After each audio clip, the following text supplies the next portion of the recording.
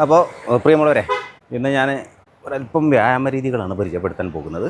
അതായത് പ്രധാനമായിട്ടും ഇന്ന് പരിചയപ്പെടുത്തുന്നത് നമ്മുടെ കൈകളുടെ പവറിന് വേണ്ടിയിട്ട്. പ്രത്യേകിച്ച് പല പല കാര്യങ്ങൾക്കും വേണ്ടി നമ്മുടെ കൈകളുടെ പവർ നമുക്ക് അനിവാര്യമാണ്. മസിൽ പവറുകൾ, അതുപോലെ കൈകളുടെ ചലനം വേഗത വർദ്ധിപ്പിക്കാനൊക്കെ ഒത്തിരി സപ്പോർട്ടാകുന്ന ഒരു കാര്യം കൂടിയാണ്. അതിന് പ്രധാനമായിട്ടും നമുക്കെല്ലാവർക്കും അറിയുന്ന കാര്യമാണ്. നമ്മളതിനു വേണ്ടി ഉപയോഗപ്പെടുത്തുന്നത് കൂടുതലും പുഷപ്സുകളാണ്.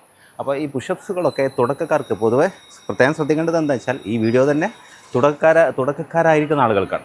അതായത് ഇങ്ങനെയുള്ള എക്സസൈസിനെ വ്യായാമം സ്വന്തമായിട്ട് ചെയ്യാനൊക്കെ താല്പര്യപ്പെടുന്ന ആളുകളുണ്ടെങ്കിൽ അത്തരം ആളുകളും എന്ന് കരുതിയിട്ടാണ് ഇങ്ങനൊരു വീഡിയോ ആയിട്ട് കടന്നു വന്നുള്ളത്. അപ്പോൾ അതുകൊണ്ട് തന്നെ ഈ പുഷപ്സ് ചെയ്യുക എന്ന് പറഞ്ഞാൽ അത് പരിചയമില്ലാത്ത ആളുകൾ കുറച്ച് പ്രയാസമുള്ള കാര്യമാണ്.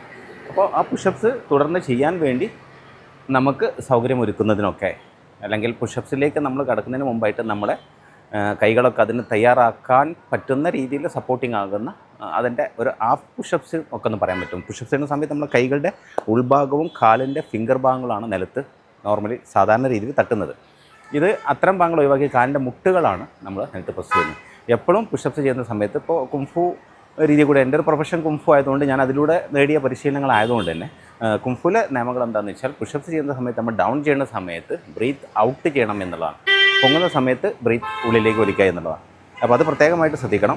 അപ്പോൾ എങ്ങനെയാണ് ചെയ്യുന്നതെന്നുള്ള രീതി ഞാൻ കാണിച്ചുതരാം. അതിന് മുന്നോടിയായിട്ട് ഇപ്പോൾ ഞാൻ എൻ്റെ ബെൽറ്റ് കെട്ടിച്ച എൻ്റെ ഒരു പ്രൊഫഷനാണ്.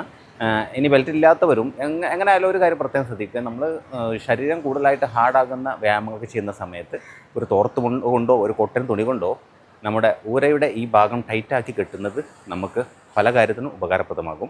ചില ഹാർഡായിട്ട് ചില വർക്ക് എടുത്തുമ്പോൾ എർണിയ പോലെയൊക്കെയുള്ള അസുഖങ്ങൾക്ക്, അതുപോലെ നട്ടെല്ലിന് പെട്ടെന്നുള്ള നട്ടെല്ലുകളൊക്കെ ഒരു പരിധിവരെയൊക്കെ ഒഴിവാക്കുന്നതിന് വേണ്ടിയൊക്കെ ഇത് സപ്പോർട്ട് ചെയ്യും. അതുകൊണ്ടൊക്കെ തന്നെയാണ് ആയോധന കലകളിലും കലറി ഫൈറ്റ് പോലെയൊക്കെയുള്ള കാര്യങ്ങളിലൊക്കെ പരിശീലനത്തിലേക്ക് ഇറങ്ങുമ്പോൾ അവിടെ അരഭാഗങ്ങൾ ടൈറ്റാക്കി കിട്ടുന്നത് നിങ്ങൾ ശ്രദ്ധിച്ചിട്ടുണ്ടാവും. അപ്പോൾ ഇത്തരം കാര്യങ്ങൾ ചെയ്യാൻ വേണ്ടി ശ്രമിക്കുക. അങ്ങനെയുള്ള കാര്യങ്ങളൊന്നും ഇല്ലാത്തവർക്ക് ഒരു തോർത്ത് മുണ്ടിൻ്റെയോ ഒരു കോട്ടൺ തുണിൻ്റെയോ ഒക്കെ സൗകര്യത്തോടു കൂടെ നമുക്ക് ഇത് ചെയ്യാവുന്നതാണ്. അപ്പോൾ നമ്മൾ പരിശീലനത്തിലേക്ക് പോവുകയാണ്. അപ്പോൾ പരിശീലനത്തിലേക്ക് പോകുന്നതിന് മുമ്പായിട്ട് ആദ്യം നമ്മൾ ലൈറ്റായിട്ടൊന്ന് ബോഡി വാം ചെയ്യുന്നത് നല്ലതായിരിക്കും. അപ്പോൾ അതിൻ്റെ വാമിൻ്റെ പല പല മാർഗ്ഗങ്ങളുണ്ട്. എന്തായാലും അതിന് നമുക്ക് ഒരുപാട് ഉപകാരം ചെയ്യുന്ന, വളരെ സിമ്പിളായിട്ട് ചെയ്യാൻ സാധിക്കുന്ന, എന്നാൽ അതുപോലെ തന്നെ ഒത്തിരി ഗുണപ്രദമാകുന്ന ഒരു ബോഡി വാമിങ് ഭാഗങ്ങളാണ് ഞാൻ കാണിക്കുന്നത്. അപ്പോൾ അതിനു വേണ്ടി ആദ്യം ചെയ്യുന്നത് ദീസ് കാലുകൾ വൈഡാക്കുമ്പോൾ കൈകൾ മേലെ ഇതുപോലെ ടച്ച് ചെയ്ത് നിൽക്കുക. ഓക്കെ, 2 എന്ന് പറയുമ്പോൾ ഇതിങ്ങനെ ചേർത്ത് വരും. വീണ്ടും 1 2 1 2. ഇങ്ങനെയാണ് ഫസ്റ്റ് നമ്മൾ ഇത് ചെയ്ത് പഠിക്കേണ്ടത്, ഈ വ്യായാമം പഠിക്കേണ്ടത്. പിന്നെ അത് ക്ലിയർ ആയി കഴിഞ്ഞാൽ പിന്നെ അത് നോർമലി അത് ചെയ്യണ്ടേ. അതിൻ്റെ ആ ഒരു വ്യായാമത്തിൻ്റെ ഈ ഒരു ഇപ്പോൾ നമ്മൾ കാണിക്കുന്ന ഈ വ്യായാമത്തിൻ്റെ പൂർണ്ണരൂപം എന്ന് പറഞ്ഞാൽ എങ്ങനെയാണെന്ന് നോക്കുക.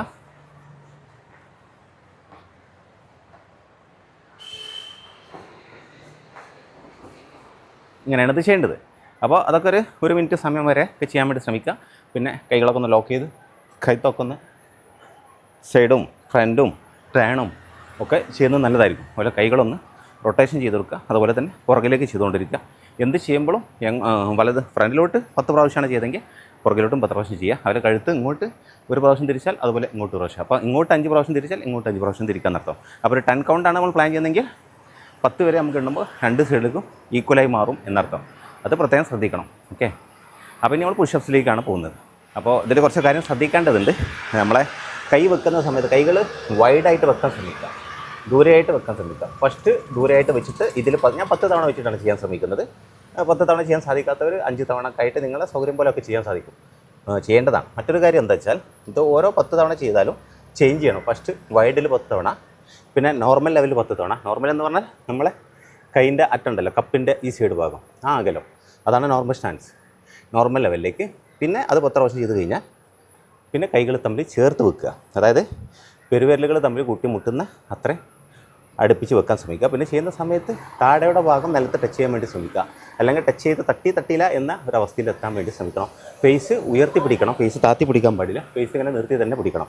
താഴുന്ന സമയത്ത് ബ്രീത്ത് ഔട്ട് ചെയ്യണം, പൊങ്ങുന്ന സമയത്ത് ബ്രീത്ത് ഇൻ ചെയ്യണം. അതായത് താവുമ്പോൾ ശ്വാസം പുറത്തേക്ക് ഒഴിവാക്കുക, പൊങ്ങുന്ന സമയത്ത് ശ്വാസം ഉള്ളിലേക്ക് വലിക്കുക എന്നർത്ഥം. അപ്പോൾ ഇത് 2 ആക്ഷൻ. ഇതിൻ്റെ ഇടയിലൊന്നും ഗ്യാപ്പില്ല കേട്ടോ. കാരണം 10 തവണ അങ്ങനെ ചെയ്ത് കഴിഞ്ഞാൽ അപ്പം തന്നെ ചെയ്തിട്ട് നോർമൽ സ്റ്റാൻസ് 10 തവണ, പിന്നെ കൈ ചേർത്തിട്ട് 10 തവണ, അങ്ങനെ മൊത്തം 30 തവണ ചെയ്തിട്ടാണ് പൊങ്ങേണ്ടത്. അപ്പോൾ അത്രയും കൗണ്ട് ചെയ്യാൻ സാധിക്കാത്തൊരു, ഞാൻ നേരത്തെ പറഞ്ഞ പോലെ നിങ്ങളുടെ സൗകര്യത്തിനനുസരിച്ച് 5 തവണയോ ഒക്കെ ചെയ്ത് ക്രമേണ അതിൻ്റെ എണ്ണം വർദ്ധിപ്പിച്ചുകൊണ്ടിരുന്നാൽ മാത്രം മതി. ഓക്കെ, അപ്പോൾ ഫ്രണ്ട് ഭാഗം ഞാൻ കാണിക്കാം.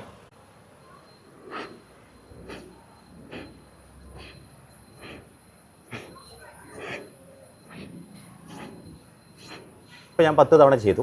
ഇനി നിങ്ങൾക്ക് സൗകര്യം ഇവിടെ സ്റ്റോപ്പ് ഇല്ലാതെ ചെയ്യണമെന്ന് ഞാൻ പറഞ്ഞിട്ടുണ്ട് തുടക്കത്തിൽ. പക്ഷേ ഇപ്പോൾ ഞാൻ എന്തിനു ചെയ്യുന്നു വെച്ചാൽ നിങ്ങൾക്ക് ഈ സൈഡിൽ നിന്നുള്ള പൊസിഷൻ എങ്ങനെ ആയിരിക്കും അപ്പോൾ കറക്റ്റായി ചെയ്യാൻ സാധിക്കും. എന്തെങ്കിലും സംശയങ്ങളുണ്ടെങ്കിൽ അത് തിരുത്താൻ വേണ്ടിയാണ്. അപ്പോൾ ഞാൻ സൈഡിലേക്ക് വരുമ്പോൾ ഞാൻ നോർമൽ സ്റ്റാൻസിലാണ് ചെയ്യുന്നത് കേട്ടോ.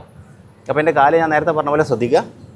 ഈ കൈയും കാലിൻ്റെ മുട്ടും തമ്മിലുള്ള അകലം പരമാവധി കൂട്ടാൻ വേണ്ടി ശ്രമിക്കണം. അടുത്തേക്ക് വെക്കാൻ പാടില്ല, അത് തെറ്റാണ്. അപ്പോൾ അതിൻ്റെ റിസൾട്ട് കുറയും. ചെയ്യാൻ എളുപ്പം അതാണ്, പക്ഷേ അങ്ങനെ ചെയ്തുകൊണ്ട് കാര്യമില്ല. പരമാവധി വൈഡാക്കി വെക്കുക. വിരലുകൾ അതായത് പാദത്തിൻ്റെ ഭാഗം ഉയർത്തി പിടിക്കാൻ വേണ്ടി ശ്രമിക്കുക. മറ്റുള്ളതൊക്കെ നിയമം ഒരുപോലെ തന്നെ താടൻ്റെ ഭാഗം ടച്ച് ചെയ്യാൻ വേണ്ടി ശ്രമിക്കണം. താവുന്ന സമയത്ത് ബ്രീത്ത് ഔട്ട് ചെയ്യണം, പൊങ്ങുമ്പോൾ ബ്രീത്ത് ചെയ്യണം. ഓക്കെ, ഇനി ഇവിടെ നമ്മൾ 10 ചെയ്യാൻ പോകും.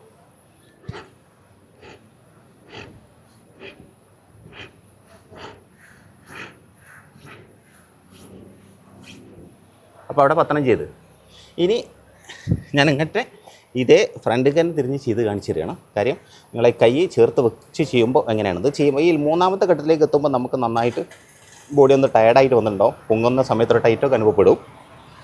പക്ഷേ അത് കറക്റ്റ് ചെയ്യണം. ആ ലാസ്റ്റ് ഭാഗം കൂടെ കറക്റ്റ് ചെയ്തിട്ടേ പൊങ്ങാൻ പാടുള്ളൂ എന്നുള്ള. ഓക്കെ, അപ്പോൾ ഞാൻ കൈകൾ ചേർത്ത് വെച്ചിട്ടുണ്ട്. എൻ്റെ പെരുവിരലുകൾ തമ്മിൽ തട്ടുന്ന പോലെയാണ് ഞാൻ വെച്ചിട്ടുള്ളത്.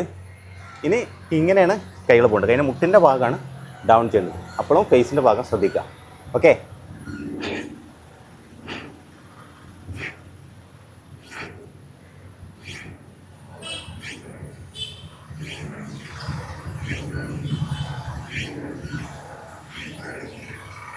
അപ്പോൾ ഞാൻ 10 തവണ ചെയ്ത് 10 തവണ ചെയ്യുമ്പോൾ തന്നെ അതിൻ്റെ റിസൾട്ട് നമുക്കറിയാൻ സാധിക്കും. ഇത് ചെയ്ത് കഴിഞ്ഞാൽ ഉടനെ എന്ത് ചെയ്യണം? കൈകൾ ഫ്രണ്ടിലോട്ടും അതേ അളവ് തന്നെ പുറകിലോട്ടും നിർബന്ധമായിട്ടും ചെയ്യാൻ വേണ്ടി ശ്രമിക്കണം. അതുപോലെ തന്നെ ചെസ്റ്റുകളൊക്കെ ഒന്ന് പ്രസ് ചെയ്ത് കൊടുക്കാം. ഇതൊരു ബ്രീത്തിങ് ആണ്. അതായത് ഒരു പ്രാവശ്യം വലത് കൈ മുകളിൽ പരമാവധി ഇങ്ങോട്ട് ലോക്ക് ചെയ്യുക. പിന്നെ ഇടത് കൈ മുകളിൽ അപ്പോഴും പരമാവധി ലോക്ക് ചെയ്യുക. സമയത്ത് ഈ 2 തവണയും ബ്രീത്ത് ഔട്ട് ചെയ്യണം.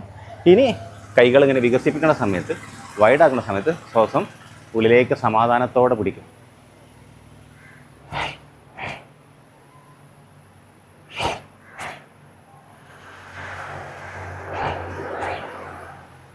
ഓക്കെ, അപ്പോൾ ഇതാണ് ഈ ഒരു എക്സസൈസ്. ഇനി ഇത് ചെയ്യുമ്പോൾ നമുക്ക് നോർമലി ചെയ്യുന്ന പുഷപ്സുകൾ ഉണ്ടല്ലോ. നോർമലി നമ്മളെങ്ങനെ പുഷപ്സ് ചെയ്യും? സാധാരണ രീതിയിൽ പുഷപ്സ് ചെയ്യുന്നത് ഇതുപോലെ തന്നെ നമ്മളെ നോർമൽ ലെവലിലോ അത് ചേർത്തും ഒക്കെ ചെയ്യും. എങ്കിലും അത് ഫുള്ളായിട്ടാണ് ചെയ്യുക. ഇതുപോലെ നിൽക്കും. ഇതുപോലെ ഉണ്ടല്ലേ, കാലുകൾ ഫിംഗറിൻ്റെ ഭാഗം ടച്ച് ചെയ്ത് കൈൻ്റെ ഭാഗം ടച്ച് ചെയ്ത് ഇത് ചെയ്യുന്നത് ഇങ്ങനെയാണ്.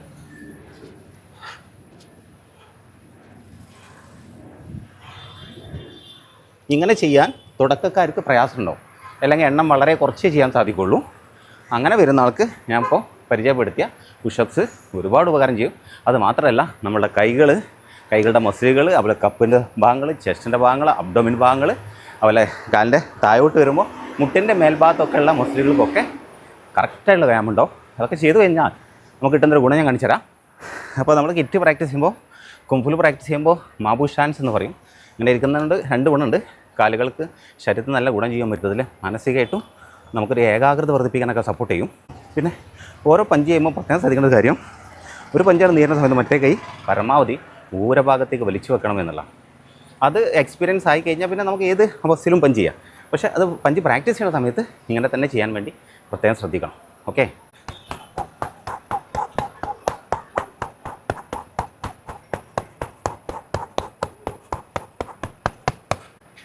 അപ്പോൾ അങ്ങനെയുള്ള കാര്യങ്ങൾക്കൊക്കെ ഞാനിപ്പോൾ ഈ കാണിച്ചെന്ന വ്യായാമ മുറകൾ നിങ്ങൾക്ക് ഒത്തിരി ഉപകാരപ്രദമാകും എന്ന് മനസ്സിലാക്കുക. നിരന്തരമായിട്ട് പരിശീലിക്കുക. ഡെയിലി ചെയ്യാൻ സാധിക്കില്ലെങ്കിൽ ഇടവിട്ട ദിവസങ്ങളിൽ ചെയ്യാൻ വേണ്ടി ശ്രമിക്കുക.